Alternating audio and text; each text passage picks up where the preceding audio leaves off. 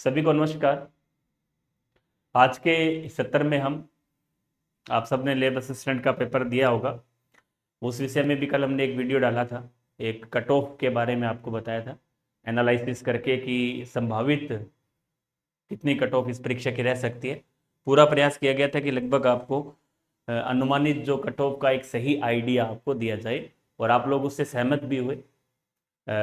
हमने कमेंट भी आज सुबह देखे थे, वीडियो के अंदर काफ़ी लोगों के कमेंट थे। अभी एक उस पर एक बात और भी कर लें अपने कि बहुत से लोग हैं जो अभी अपने नंबर शेयर कर रहे हैं, वो नंबर वास्तविक नंबर नहीं है। जब भी फाइनल आंसर की आएगी तो उन नंबरों में काफ़ी बदलाव होगा, और लगभग ये मान के चलिएगा कि 20 से 30 नंबर उनके कम होंगे।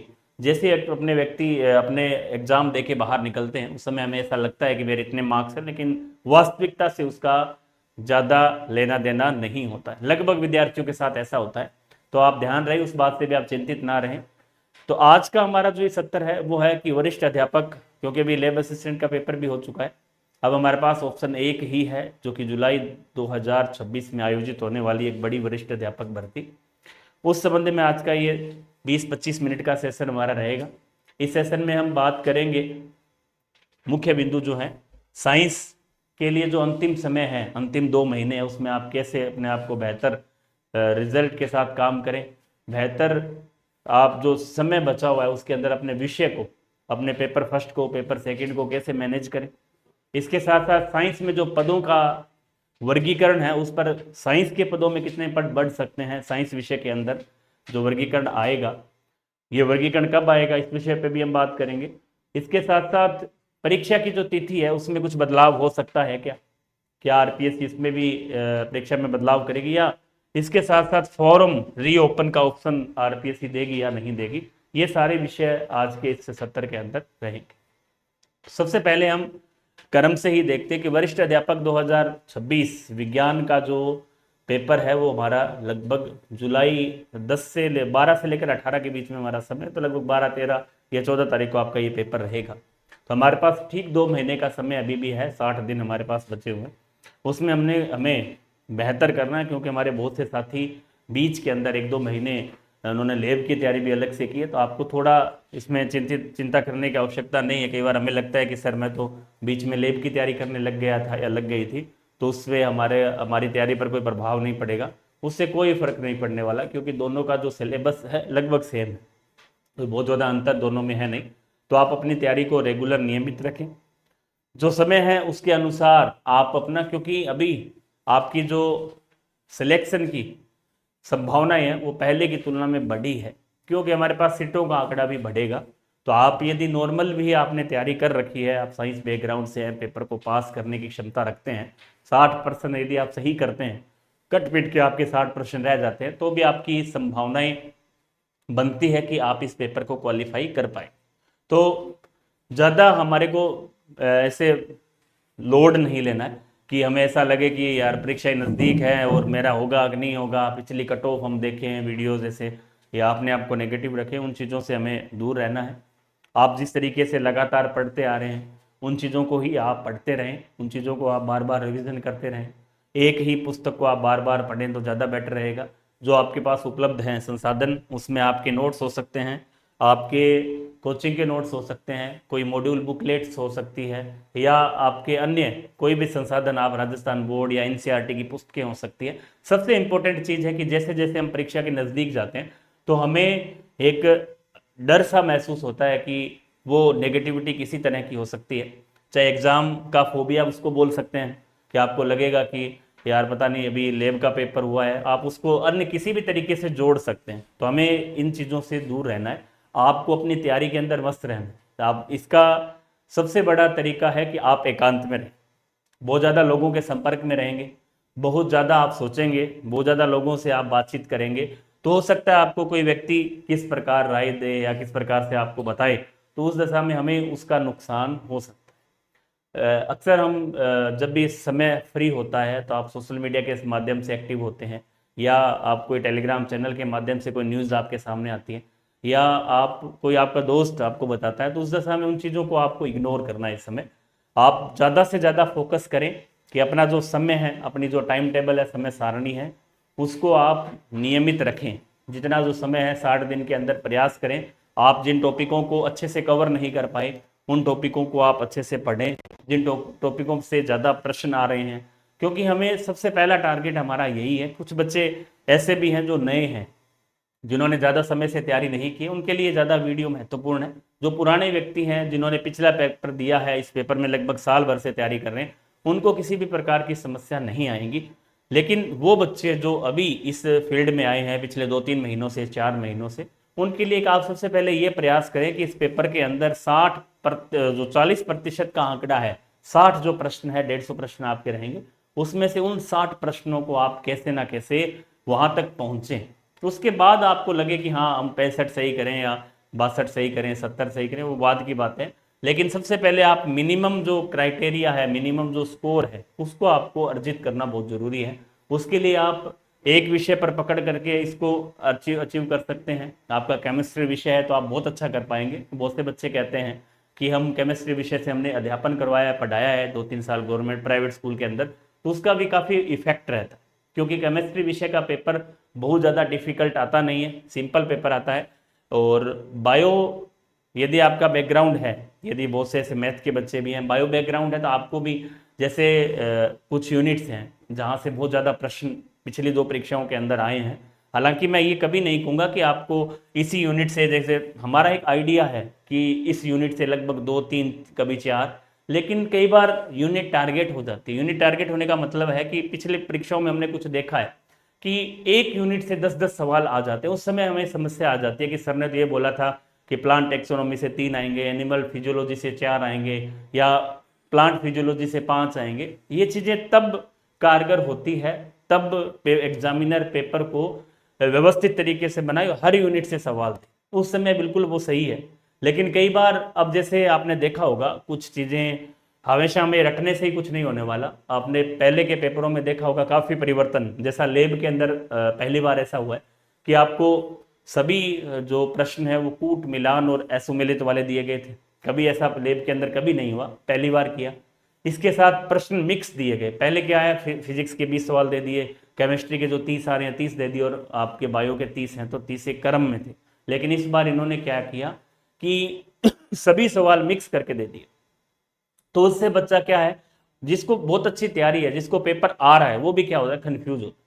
ऐसा हमारे साथ भी पहले ग्रेड सेकंड के अंदर पिछली भर्ती के अंदर हुआ है कि हम पेपर की तैयारी हमारी अच्छी थी, ऐसा पेपर नहीं था कि हम उसके अंदर 60 प्रश्न हासिल ना कर पाए, लेकिन हम कंफ्यूजन के कारण, पेपर लेंथी होने के कारण, पेपर समझ में ना आने के कारण, समझ में क्योंकि बार बीच बीच में कभी फिजिक्स आ रही है, कभी बायो आ रही है, कभी केमिस्ट्री आ रही है, तो हमें ऐसा लगता है कि हमें इसमें सवाल नहीं आ रहे हैं। कई बार बच्चा पहला पेज पलटता है तो पहले पेज के अंदर फिजिक्स आ गई, तो आपको ऐसा एक बार लगेगा कि यार ये क्या हुआ, ये प्रश्न तो मुझे आ ही नहीं रहे, हम आगे नहीं बढ़ पाते। ऐसा ही लेब के अंदर कल देखने को मिला। हालांकि पेपर ठीक था, अच्छे लेवल का पेपर था, लेकिन ये जो तरीका है, पेपर हर बार आरपीएससी नए प्रयोग करती है। अब की बार अधीनस्थ बोर्ड ने भी ये किया, जैसा अब की बार मुझे ऐसा लग रहा है कि आरपीएससी पूरे प्रयोग कर चुकी है। मतलब इन्होंने मिक्स करना दे दिया, पहले से मिक्स पेपर दे दिए। इसके अलावा कूट वाले प्रश्न भी आप सबको दे ही दिए हर पेपर के अंदर, जैसे पिछला जो पेपर हुआ है ग्रेड फर्स्ट का, ग्रेड सेकंड का। लेकिन अब तक इनमें यूनिट को टारगेट नहीं किया गया। तो अब की बार मुझे ऐसा लग रहा है कि किसी भी यूनिट से ज़्यादा सवाल आपसे पूछे जा सकते हैं। तो आप ये ना सोचें कि ये यूनिट, जैसे आपको हमारी लगभग 2-3 यूनिटें ऐसी है जो हमारी कमज़ोर रहती है, हम उनको बिल्कुल छोड़ देते हैं। अब देखो फिजिक्स वगैरह में छोड़ना स्वाभाविक है, हम छोड़ भी दें तो कोई खास फर्क नहीं पड़ने वाला, कह देते हैं भी ठीक है हमें नहीं आ रहा। लेकिन यदि हम उसके लिए, यदि हम बायो जैसे विषय के ऊपर यदि ऐसा करते हैं, तो बायो जैसे विषय के ऊपर यदि हम ऐसा करते हैं तो हमें थोड़ी सी दिक्कत ये आती है कि बायो के अंदर यदि हम ऐसा करते हैं तो वहाँ आप सबको पता है कि जैसे प्लांट फैमिली है, आपकी प्लांट एनाटोमी है, या आपका स्ट्रक्चर ऑफ फ्लोर वगैरह है, इन्फ्लोरेसेंस वगैरह जिसमें हम पढ़ते हैं, या एनिमल टेक्सोनोमी है, या जैसे नॉन कोऑर्डिनेट्स कोऑर्डिनेट्स है, ये सारी चीज़ें जब हम पढ़ते तो हमें ऐसा लगता है कि यार मैं इन यूनिट्स को छोड़ दूँ। लेकिन यदि उस एग्जामिनर ने ऐसा भी वो कर ले, प्लांट एनाटोमी के आपको 10 सवाल उसने दे दिए, 8 सवाल दे दिए, पे प्लांट फैमिली से 5-6 सवाल दे दिए, तो वहाँ ऐसा हो सकता है कि हमें ऐसा फील हो कि यार मैंने तो बायो इतनी पढ़ी थी और प्रश्न नहीं आए। तो इसलिए यूनिट टारगेट का ऐसा पहले हो चुका है। पहले कब हुआ मैं बता दूं आपको, ग्रेड फर्स्ट के अंदर जो पिछला पेपर आयोजित हुआ था उसके अंदर उन्होंने इतनी बड़ी यूनिट है एनिमल प्लांट फिजियोलॉजी, वहां से 1 या 2 सवाल दिए। अक्सर वहां से 6-7 सवाल आते हैं, लेकिन इकोलॉजी से उन्होंने 10 सवाल डाल दिए, जो कि अनएक्सपेक्टेड है। हम सोच नहीं सकते कि ऐसी यूनिट से भी सवाल आ सकते हैं क्या। 1-2 सवाल स्वाभाविक है, लेकिन यदि तो ऐसा आपको इन सभी चीज़ों को आपको ध्यान में रखना। हालांकि आप इन चीज़ों को फेस कर चुके हैं पहले, तरह तरह के आरपीएससी हर बार नए परिवर्तन कर रही है, तो उन परिवर्तनों से आप रूबरू हो चुके हैं उससे पूर्व। लेकिन ये मुझे ऐसा फील हुआ कि यूनिट टारगेट का जो ऑप्शन है वो आरपीएससी अब की बार कर सकती है, और यूनिट टारगेट के अंदर हमें पहले से मजबूत रहना है। मेरा कहने का मतलब है कि सब्जेक्ट के अंदर जो चीज़ें आप कर रहे हैं, चाहे आप केमिस्ट्री पढ़ रहे हैं चाहे आप बायो पढ़ रहे हैं, वहाँ आपको आवश्यकता है कि आप प्रत्येक यूनिट तक पहुँचें, क्योंकि हमारे पास पढ़ने के लिए केवल 2 ही विषय हैं। हम फिजिक्स को नहीं पढ़ रहे, हम टीचिंग मेथड को पढ़ रहे हैं। टीचिंग मेथड के अंदर बहुत ज़्यादा कोई परिवर्तन नहीं होता है। टीचिंग मेथड में आप अक्सर जो 2 पेपर पिछले हुए हैं उनके अंदर केवल आपके ऐसे प्रश्न पूछेंगे जो एक तरह से जैसे रीजनिंग वगैरह के प्रश्न आते हैं, हम सोच कर उसका उत्तर दे सकते हैं। डायरेक्टली कोई फैक्ट वहां से आपके ज़्यादा नहीं पूछे गए, तो आप उन प्रश्नों से आपको चिंता करने की आवश्यकता नहीं। कोई भी आप किसी भी किताब से आपने पढ़ा है तो आप 15 से लेकर 16-17 सवाल तक आप आराम से कर सकते हैं। लेकिन सब्जेक्ट के अंदर मुख्य रूप से अब कुछ बच्चे ऐसे हैं, मैं उन्हीं बातों पर चर्चा कर रहा हूं जो आपके काम की है। अब मैं आपको ये नहीं बताऊंगा कि इस यूनिट से इतने सवाल आएंगे, वो सारी चीजें हम बहुत पहले कर चुके हैं, आपको बता चुके। इसके अंदर जैसे आपको कुछ यूनिटें आपने छोड़ रखी है, जैसे मैं केमिस्ट्री की बात करूं कि सर अक्सर बात होती है जब फोन वगैरह आते हैं मैसेज के थ्रू कि हमने ये यूनिट, तो आप उनको छोड़े नहीं। उनके लिए आप एक ऑप्शन ले सकते हैं, बिल्कुल छोड़ने की तुलना में आप उनके ऑब्जेक्टिव प्रश्न निकाल लें। जैसे बायो एमसीक्यू है, केमिस्ट्री एमसीक्यू, आप उन यूनिटों को देखें जिन यूनिट्स को आपने छोड़ रखा है या बिल्कुल आप उनको नहीं पढ़ रहे हैं, उनके विषय में आप ऐसा कर सकते हैं कि उनके जितने भी आए हुए एमसीक्यू हैं, जैसे इलेक्ट्रोकेमिस्ट्री एक थोड़ा सा न्यूमेरिकल वाला पार्ट है, इसके अलावा केमिकल काइनेटिक्स जो है न्यूमेरिकल वाला पार्ट है, इक्वेरिबियम है जो भी केमिस्ट्री के अंदर आपका न्यूमेरिकल का पार्ट है। न्यूमेरिकल सेक्शन के अंदर आप ये कर सकते हैं कि उनका पूरा थ्योरेटिकल पार्ट, क्योंकि न्यूमेरिकल सेक्शन के अंदर भी थ्योरेटिकल पार्ट है, उनके मात्रक है या विमा वगैरह है या कुछ फॉर्मूलेज हैं, वो एग्जाम के अंदर पूछे जाते हैं, तो आप उनको पहले तैयार कर लें। उसके बाद आप ये देखें कि इंडिया केमिस्ट्री एमसीक्यू के अंदर पुराने जो प्रीवियस ईयर के प्रश्न हैं उनमें कितने प्रश्न आरपीएससी ने पहले पूछ रखे हैं, आप उस टाइप के प्रश्नों का अभ्यास कर सकते हैं, उन प्रश्नों को आप देख सकते हैं। तो निश्चित रूप से आप उसको बिल्कुल छोड़ने की तुलना में आप उनको देखें। अब कई बार इकोनॉमिक जूलॉजी का जो पार्ट है, मैं बायो की बात करूं एग्जाम्पल ले, वहां हम लगभग इसको बच्चे छोड़ के चलते कि हमें सर बीएससी का है, हमने कभी देखा ही नहीं। प्लांट एम्ब्रियोलॉजी है, बहुत छोटा सा टॉपिक है, केवल जिसमें 4-5 नाम दे रखे हैं, उन परिभाषाओं को आपको याद करना है, लेकिन हम उसको भी छोड़ देते हैं। लेकिन पिछले एग्जाम के अंदर मैंने देखा है जो 2-3 एग्जाम हुए उनमें 2-2, 3-3 सवाल उन्होंने इनमें से पूछे हैं।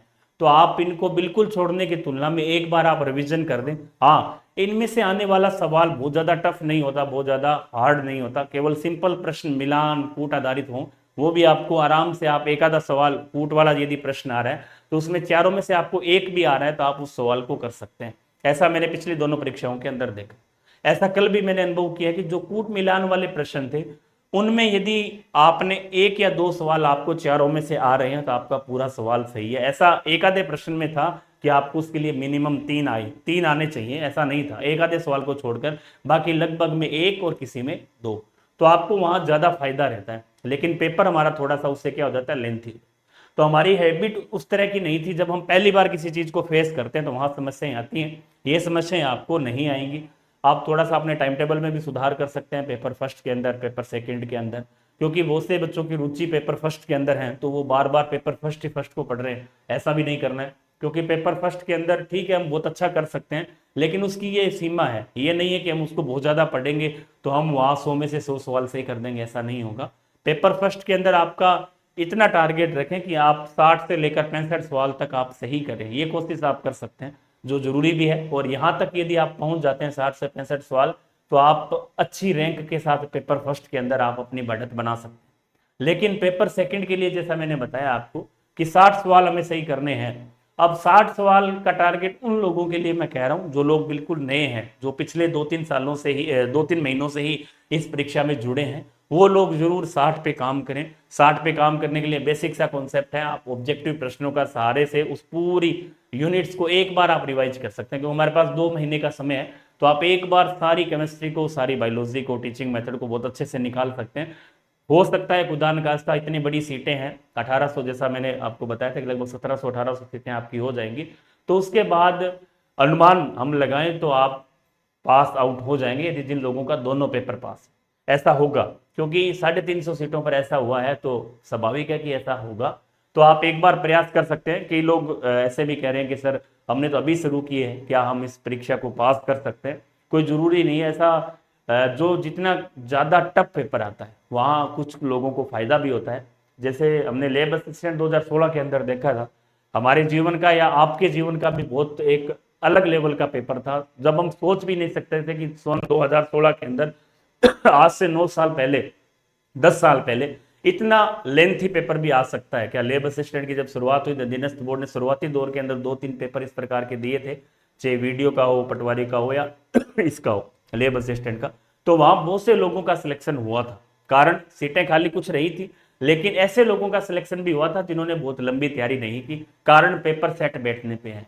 पेपर सेट बैठ जाता है कई बार, यदि आपने थोड़ा बहुत पढ़ रखा है तो ये नहीं है कि आप केवल तुक्के के माध्यम से सिलेक्शन लेंगे वहां। तो इसका फायदा भी है आपको कि आप टफ लेवल के पेपर पे काम करते हैं, तो आप यदि 40% का क्राइटेरिया पार कर लेते हैं किसी भी तरीके से, क्योंकि आप हो सकता है उसका आप फर्स्ट पेपर के अंदर उसकी भरपाई आप कर लें, तो ऐसा संभव है, तो आप उसको छोड़े नहीं। कई बच्चे कह रहे हैं सर एलडीसी का एग्जाम है तो हम एलडीसी की दे लें, अब लेब का तो हो गया।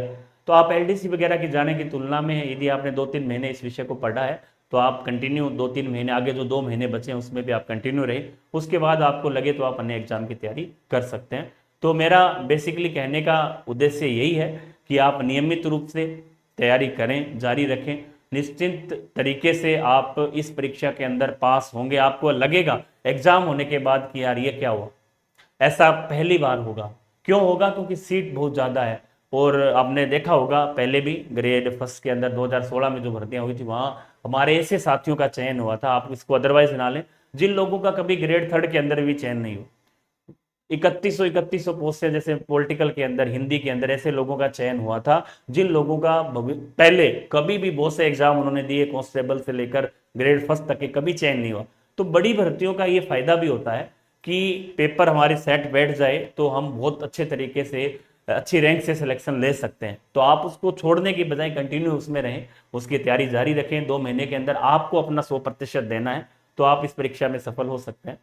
इसके अलावा हमारे वो विद्यार्थी जो कंटिन्यू 1-1.5 साल से तैयारी कर रहे हैं, पिछली परीक्षा में जिन लोगों ने अच्छा प्रदर्शन किया था कारणवश वो नहीं चयनित हो पाए, जिन लोगों ने अच्छी मेहनत की थी और कुछ 2 गुणों के अंदर भी चयनित हुए थे, उन लोगों के लिए तो बहुत एक आसान है। अब आप बिल्कुल नज़दीक आकर इस चीज़ को, कई बार ऐसा लगता है कि यार हम तो थक चुके हैं, कब तक तैयारी करते रहेंगे। हमारे अनुभवी इस जो टीम है, बहुत से लोग ऐसे हैं जो 18 से कंटिन्यू लगे हुए हैं, उन लोगों को भी इस बार बेनिफिट होगा, फायदा होगा। जो उन्होंने मेहनत की है उसका फायदा इस परीक्षा के अंदर उनको मिलेगा। तो आप कंटिन्यू रहें, सिलेबस को हार्ड जो कॉपी है वो आपके पास है, उनमें से आपको कंटिन्यू उन विषयों पर, जैसे एग्जाम्पल मैं देखूँ तो हम अक्सर, जैसे एक एग्जाम्पल मैं आपको बताता हूँ, प्लांट एनिमल फिजियोलॉजी के अंदर कुछ यूनिट्स की मैं चर्चा करूंगा कि जैसे हमने मसल्स का एक टॉपिक है, अभी हम मॉड्यूल देख रहे हैं तो उसमें मसल्स, पेशियां, तो वहां से अक्सर कल लेब असिस्टेंट के अंदर भी इसका प्रश्न आया था। कंटिन्यू ग्रेड सेकंड के अंदर प्रश्न आ रहा है, लेकिन वहां तक हम पहुंच नहीं पा रहे, हम देख नहीं पा रहे, क्योंकि हम एनिमल फिजियोलॉजी के अंदर क्या करते हैं, पाचन तंत्र, श्वसन तंत्र, उत्सर्जन तंत्र, कंटिन्यू उन्हीं को पढ़ रहे हैं। लेकिन ये केवल 4-5 पेज का टॉपिक है जहां से कंटिन्यू प्रश्न आ रहा है, हर बार प्रश्न है, कभी तो 2-2 प्रश्न भी इससे आए हैं। तो ऐसे टॉपिक्स को आप जरूर देखें जो कम मार्जिन उनका ज्यादा है, पेज की संख्या कम है, मतलब बहुत कम समय में हम उनको तैयार कर सकते हैं। ऐसे जैसा मैंने आपको प्लांट एम्ब्रियोलॉजी के बारे में भी बताया, वहां से भी आप अच्छा कर सकते हैं। ये बेसिकली आपका जो मुख्य रूप से बीएससी का पार्ट है वहां टॉपिक दे रखे हैं, लेकिन हमें ऐसा लगता है कि यार बीएससी वाला तो हमें बीएससी की बुक से ही पढ़ना पड़ेगा, इससे अच्छा उनको छोड़ ही दें। आप उनको 12th लेवल तक का भी पढ़ लेते हैं तो भी आपको प्रश्न वहां से मिल जाएगा, लेकिन वो दे कहाँ रखे, बीएससी वाले पार्ट में दे रखे। तो आप इन चीजों का जरूर मनन करें। जो पुराने विद्यार्थी का मतलब है कि जो वास्तविक रूप से लगभग 1.5 साल से तैयारी कर रहे हैं, ऐसे लोगों को तो बिल्कुल नहीं छोड़ना चाहिए ऐसा प्रश्न। या ऐसे टॉपिक्स जहां से हमें संभावनाएं प्रश्नों की ज्यादा है और कंटिन्यू वहां से प्रश्न आ रहे हैं और हम कंटिन्यू उनको छोड़ते जा रहे हैं। तो ऐसे कई एग्जाम्पल्स हैं। तो आप पूरे सिलेबस को, मुख्य रूप से बायोकेमिस्ट्री को, तो आपको बेसिकली कोई भी यूनिट छोड़ के नहीं चलनी है। हाँ, आपको लग रहा है बिल्कुल ही मेरे से नहीं हो रहा, तो ऐसी एक आधी यूनिट छूट जाए तो, लेकिन आप 5-5, 6-6 यूनिट आपने यदि छोड़ रखे तो ऐसा नहीं करना, क्योंकि यदि टारगेट होगा तो समस्याएं हो जाएंगी। अक्सर 2-2, 3-3% सब यूनिट से आ रहे हैं तो हमें कोई दिक्कत नहीं है, लेकिन एनाटॉमी से यदि 12 प्रश्न आ गए उस समय दिक्कत आ जाएगी। प्लांट फैमिली से 8-10 प्रश्न आ गए तो वहां समस्या हो जाएगी।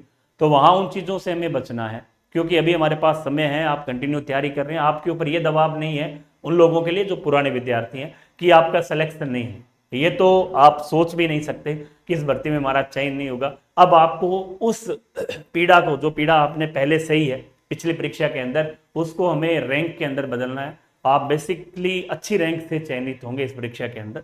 तो हम आगे बढ़ते हैं अगले पॉइंट्स पर। अभी हम अंतिम 2 माह का प्लान पे बात की थी, अब हम आगे देखते हैं कि 3-4 सवाल आपके थे, जिसमें अभी थोड़े दिन पहले आरपीएससी ने ऐसा कहा था कि एक नोटिस जारी किया था, आरपीएससी ने नहीं, सरकार के द्वारा, कार्मिक विभाग के द्वारा या वित्त कार्मिक विभाग के द्वारा जारी किया गया था। उसमें पदों के वर्गीकरण में जो पहले कुछ दिन पहले एक न्यूज थी कि इतने पदों पर हम नई सेकंड ग्रेड भर्ती निकालेंगे और इतने पदों पर हम नई लैब असिस्टेंट की भर्ती निकालेंगे।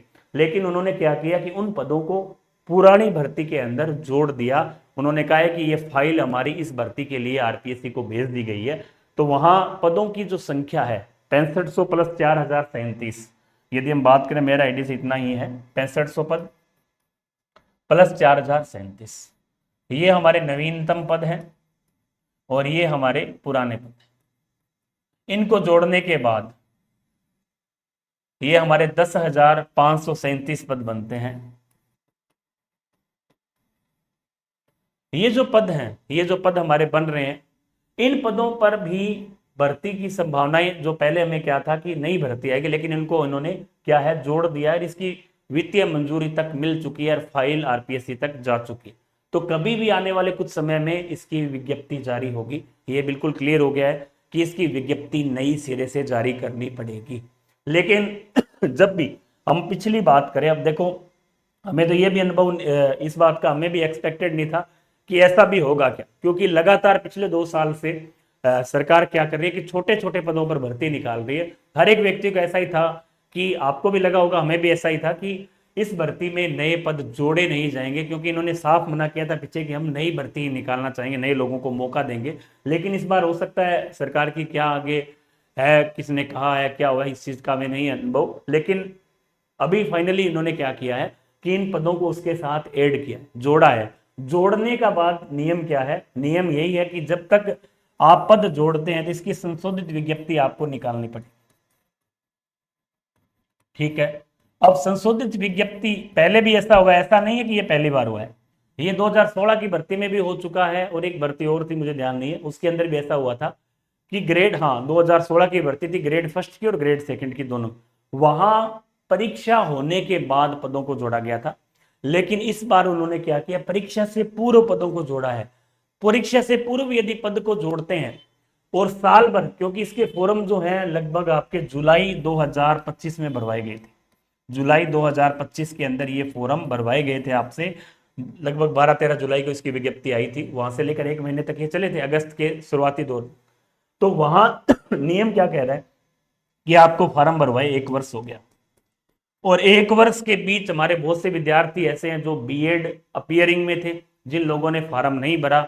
अब दूसरे साल में भी कुछ लोग बीएड अपियरिंग के अंदर हैं या जिनका बीएड पूरा हो चुका है, तो वो लोग भी ये चाहेंगे कि हमें भी इस परीक्षा के अंदर बैठने का मौका मिले।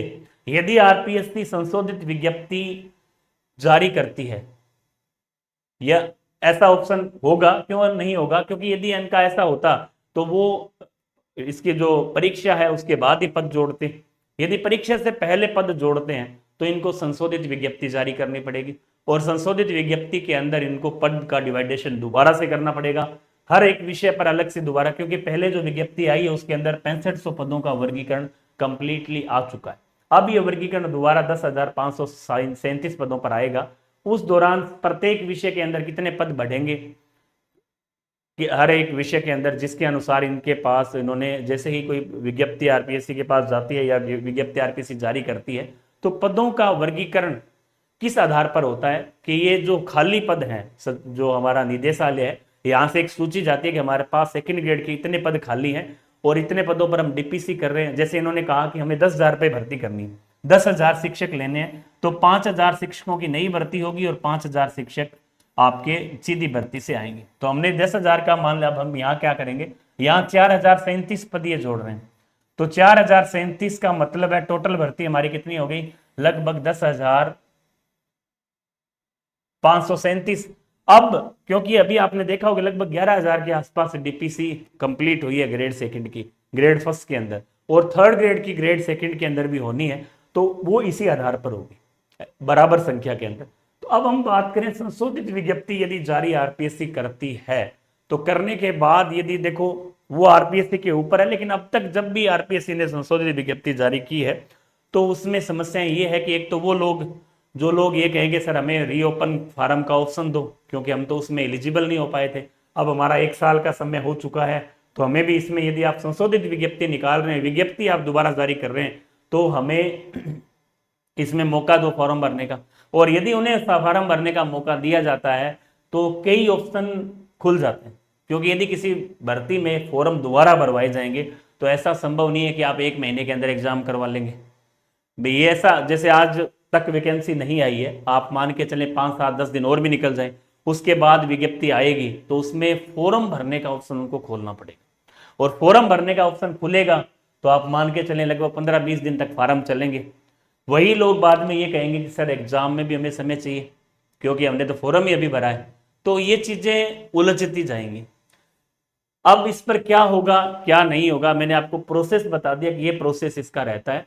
बाकी यदि जहां तक हमारा अनुमान है यदि विज्ञप्ति संशोधित जारी होती है तो फॉर्म भी रीओपन होंगे और परीक्षा की तिथि में भी बदलाव किया जा सकता है। अब वो डिपेंड करेगा आरपीएससी के ऊपर, आरपीएससी 15 दिन बढ़ाती है, 1 महीना बढ़ाती है या 1.5 महीना बढ़ाती है, 2 महीने बढ़ाती है, इससे बड़ा बदलाव तो नहीं होगा लेकिन ये संभव है क्योंकि ग्रेड फर्स्ट के अंदर जो 500-700 कुछ पद थे वो इसमें ऐड नहीं किए गए, नहीं जोड़े गए हैं। तो ग्रेड फर्स्ट के लिए जो 700 पदों की नई भर्ती की संभावनाएं हैं, लेकिन फर्स्ट सेकंड ग्रेड में इन्होंने क्लियर कर दिया कि हम इसी भर्ती के अंदर इन पदों को जोड़ेंगे और इन पदों को जोड़ेंगे तो ये सारी संभावनाएं आगे बनेगी। अब वो डिपेंड करता है कि हाँ ये कोई लिखा हुआ कहीं नहीं है कि आपको संशोधित विज्ञप्ति जारी करेंगे तो आपको ये दोबारा नोटिफिकेशन निकालना पड़ेगा। आप हो सकता है ये टाइम निकालते निकालते परीक्षा का आयोजन कर लें और उसके बाद संशोधित विज्ञप्ति निकाल दें, ये भी हो सकता है जैसा पहले हुआ है। तो संशोधित विज्ञप्ति का ये कोई रूल नहीं है कि हमने वित्त विभाग से फाइल मंजूर करके आरपीएससी को भेज दी, आरपीएससी के दिमाग में ये भी चल रहा हो कि चलो अपने एग्जाम करवा लेते हैं, एग्जाम के बाद करवा देंगे। इसमें एक फायदा है कि हमें पद भी नहीं बढ़ाने पड़ेंगे, विज्ञप्ति भी नहीं निकालने, विज्ञप्ति निकाल देंगे बाद में एग्जाम के बाद, तो ये संभावना इसकी बन सकती है। इन संभावनाओं की बात हम करें, ये संभावना यदि बनती है तो परीक्षा तिथि में बदलाव आ भी सकता है, नहीं भी आ सकता, जैसा मैंने आपको बताया वो डिपेंड आरपीएससी के सह विवेक पर डिपेंड करेगा। इसके साथ सरकार भी कई बार इसमें अपना मत रखती है कि सर डिमांड कर सकती है शिक्षा मंत्री के द्वारा या अन्य किसी के द्वारा, आरपीएससी को कहा जा सकता है कि नहीं आप यदि एग्जाम करिए। ड्रामे आपने पहले देखे होंगे काफी बार, 2018 के अंदर भी ऐसा हुआ था, फर्स्ट ईयर के अंदर एग्जाम तिथि बढ़ी थी, एक बार ऐसा भी हुआ था एग्जाम तिथि नहीं बढ़ी, बहुत से लोगों ने जोर लगाया और पक्का था कि बढ़ेगी लेकिन नहीं बढ़ाई। तो ये चीजें सरकार के ऊपर और आरपीएससी के ऊपर है, डिपेंड है, बढ़ भी सकती है नहीं भी बढ़ सकती, जो संभावनाएं हैं उस पर हमने बात कर ली। तो परीक्षा तिथि और रीओपन फोरम ये दोनों एक दूसरे से जुड़े हुए हैं। अब कितने पद बढ़ेंगे, यहां संभावनाएं हम तलाश सकते हैं, बता सकते हैं कि कन्फर्मली यदि पद बढ़ते हैं, क्योंकि पहले से साइंस के अंदर लगभग पद आपके संख्या में 1200 प्लस पद थे पहले से ही, तो और सबसे ज्यादा सीटें भी साइंस और मैथ की ही खाली है स्कूल्स के अंदर, जो भी स्कूल अभी 12th लेवल तक जो स्कूल चल रहे हैं, क्योंकि अभी 8वीं तक का जो कॉन्सेप्ट है वो बिल्कुल खत्म के बराबर है। स्कूल जो लोग लगभग जो स्कूल्स हैं वो सारे किसमें है, 1 से 12 तक संचालित है, उनमें सबसे कम सीटें एसएसटी के अंदर हैं। क्यों है वो आप सबको पता है कि लेक्चरर कहाँ तक आ रहे हैं, नीचे तक, लेकिन मजबूरी ये है कि साइंस के, मैथ और साइंस के लिए ये मजबूरी है कि उनमें साइंस के जो स्कूल है संख्या में बहुत कम है, वहाँ साइंस आर्ट्स का व्यक्ति यहां तक नहीं पहुंच सकता। इस कारण सबसे ज्यादा जो सीटें लैंग्वेज की, इंग्लिश की, हिंदी की और साइंस और मैथ की सीटें सबसे ज्यादा इसमें बढ़ेगी। एसएसटी की ना के बराबर, क्योंकि चार अभी जो भर्ती थी उसके अंदर मात्र 400 सीटें इन्होंने निकाली थी और अभी डीपीसी हो चुकी है तो और भी संभावनाएं कम लग रही है। आपको 500-700 पद ही इसमें देखने को मिलेंगे ज्यादातर, मतलब जो 4000 है उसमें हो सकता है 400 पद और भी बढ़ जाए, लेकिन इससे ज्यादा नहीं। अब उसके बाद संस्कृत के अंदर संस्कृत और पंजाबी, क्योंकि पंजाबी एक दो जिलों को छोड़ दो, लैंग्वेज के लिए इनको शिक्षक भर्ती करने ही पड़ेंगे। लेकिन हिंदी जैसे विषयों के लिए भी एक अभी जो कॉन्सेप्ट चल रहा है स्कूल के अंदर कि लेक्चरर 11th-12th के साथ 9th और 10th को भी पढ़ा रहे हैं, और ये कॉन्सेप्ट सरकार चाह भी रही है, लागू हो चुका है लगभग स्कूलों के अंदर। जहां लेवल 2 का टीचर उपलब्ध है तो सरकार कभी नहीं चाहती कि लेक्चरर या लेक्चरर उपलब्ध है तो उन दोनों में से एक, यदि ग्रेड सेकंड है तो वो 11th-12th को पढ़ाएगा और लेक्चरर है तो वो 9th 10th 11th और 12th। तो यहाँ भी थोड़ी सी समस्याएं हैं, लेकिन इंग्लिश में थोड़ा है। इंग्लिश के लिए क्यों है? क्योंकि इंग्लिश सब्जेक्ट प्रत्येक स्कूल के अंदर, सीनियर स्कूल के अंदर नहीं है, कुछ एक विषय के रूप में, मतलब ऐच्छिक विषय के रूप में इंग्लिश बहुत कम है। तो इंग्लिश, साइंस और मैथ ये ऐसे विषय हैं जहां इसमें पदों में जो बढ़ोतरी है वो ज्यादा मिलेगी। तो मेरे अनुमान है कि लगभग 1800 के आसपास साइंस के पद हो जाएंगे, हो सकता है इससे भी ज्यादा बढ़ जाएं, 2000 के आसपास भी जा सकते हैं। क्योंकि 4000 पदों में से आप मान के चलें कि मिनिमम 500-600 पद बढ़ाते तो भी 1800 पद हो रहे हैं, ऐसा बिल्कुल संभव। निश्चित मानो आप, यदि 2000 हो जाते तो और ही बढ़िया है, लेकिन 1800 प्लस पद आपको देखने को मिलेंगे, जो कि 2013 के बाद पहली बार ऐसा होगा पिछले 12-13 सालों के अंदर कि इतने बड़े पद पर साइंस सेकंड ग्रेड की भर्ती होगी। तो आपके लिए अच्छा सुनहरा मौका। तो अब हम क्या करें? सर आपने तो हमें उलझा दिया कि बढ़ेगी कि नहीं बढ़ेगी, आपने पूरा बताया नहीं। तो हम ये बताना चाहेंगे आपको कि आप जब तक ऑफिशियल नोटिफिकेशन कुछ भी जारी ना हो तब तक कुछ भी हो सकता है। देखो हमारा ये अनुमान था कि नई भर्ती आएगी, नहीं आई। सबको पता था कि ये छोटी छोटी भर्तियां करवा रहे हैं, 800 पद पे भर्ती निकल रही है, 2000 पे भी निकल रही है। अभी ग्रेड फर्स्ट 2100 पदों पर सेकंड ग्रेड पिछले दिनों आई थी, तो हमें था कि 4000 है तो बिल्कुल नई भर्ती की जाएगी, लेकिन उन्होंने नई भर्ती ना करके उनमें ही पदों को जोड़ दिया। तो ऐसा कुछ भी हो सकता है, हम ये नहीं कहें, लेकिन हम ये आपको जरूर कहेंगे कि आप तैयारी यदि कर रहे हैं, आप इस वीडियो को देखकर या अन्य किसी भी वीडियो को देखकर अपने आप को भावुक नहीं होना है। भी सर ने बता दिया पद तो बढ़ेंगे, टाइम भी बढ़ेगा, डेट बढ़ेगी, चलो आराम से तैयारी कर लेंगे, ऐसा नहीं करना है। मैं नहीं कह रहा किसी भी सोशल मीडिया पर किसी भी खबर को देखकर आपको ऐसा नहीं कहना है कि पद बढ़ेंगे, तो पद बिल्कुल बढ़ेंगे, लेकिन डेट बढ़ेगी या नहीं बढ़ेगी इस चीज़ के लिए हम जिम्मेदार नहीं है। वो आरपीएससी और सरकार के सह विवेक पर निर्भर है क्या होगा, उनके दिमाग में क्या चल रहा है, इस भर्ती को कितना लंबा खींचना चाह रहे हैं या समय पर करवाना चाह रहे हैं, वो चीज़ें अलग है। यदि उनका मूड हुआ बढ़ाने का तो वो किसी भी बहाने से बढ़ा सकते हैं। जैसा मैंने आपको बहाना बता दिया कि बीएड अपियरिंग के जो विद्यार्थी हैं उनको फॉरम रीओपन करके कुछ सरकार इसमें यदि फॉरम रीओपन करते तो आप मान के चलिए पूरी भर्ती के अंदर 1-1.5 लाख फॉरम आराम से होना चाहिए, क्योंकि 1 साल का समय हो चुका है, 1 साल के अंदर 1 लाख अभ्यर्थी मिनिमम है। तो हो भी सकता है ऐसा और नहीं भी हो सकता है सरकार के मन में चल रहा हो कि हम इस भर्ती को करवा लें और एक नई भर्ती और भी निकाल दें। तो आप 2 महीने के अंदर मुख्य रूप से फोकस अपनी तैयारी पे रखें। डेट बढ़ती है तो भी आपको फायदा होगा, डेट नहीं बढ़ती है तो आपको और ज़्यादा फायदा होगा, क्योंकि उसमें अभ्यर्थी शामिल ही नहीं होंगे और आपकी तैयारी अच्छी है तो आपको इसका बेनिफिट होगा। तो आप इन चीज़ों से थोड़ा सा दूर रहें, बचें। सोशल मीडिया के माध्यम से आपसे ये अपील रहेगी कि अपनी तैयारी बहुत अच्छी है, आपको डेट बढ़ाने की आवश्यकता नहीं है, क्योंकि आप साल भर से तैयारी कर रहे हैं। देखो ऐसा है कि जब भी एग्जाम डेट आप कभी भी पूछ लो विद्यार्थी से, कभी विद्यार्थी मना नहीं करेगा। आपको 2 साल का भी समय मिल जाए तो भी आपको एक बार ऐसा कह दे कि यार डेट बढ़ा देंगे, 2 महीने तो बढ़ाई दो, तो ऐसा होता है। आपने पहले पुरानी भर्तियों के अंदर देखा होगा कि हर एक भर्ती के अंदर ये अपील उठती है, हर एक व्यक्ति बताता है कि सर नहीं डेट बढ़नी चाहिए, हमें समय नहीं मिला। लेकिन पिछले 2 साल से जिस प्रकार से सरकार ने भर्तियां समय पे करवाई हैं उस अनुसार लगता है कि बढ़ना मुश्किल है। तो आप समय पर एग्जाम होता है तो आप लोगों को, जिन लोगों ने तैयारी नियमित की है उनको फायदा है, और एक बार डेट एक्सटेंड हो गई, बढ़ गई, तो हो सकता है काफी लंबे समय तक भी जा सकती है, क्योंकि ऐसा पिछली भर्तियों के अंदर हुआ है। क्योंकि उस समय कभी एग्जाम आ जाते हैं, कभी चुनाव आ जाते हैं, कभी जनगणना आ जाती है, तो समय नहीं मिल पाता। उस कारण से एक्सटेंड होने का मतलब है कि 3-4 महीने एक्सटेंड हो जाती है। तो वो चीज़ें डिपेंड करेगी उसके ऊपर, लेकिन अभी आप 2 महीने फोकस करना आपको सेकंड ग्रेड की तैयारी के ऊपर इसी भर्ती के अंदर, क्योंकि पद हमें, हमारा जो मुख्य मूल उद्देश्य था कि पद बढ़ें, वो बढ़ चुके हैं, तो उसमें आपको काफ़ी फायदा इसका होगा।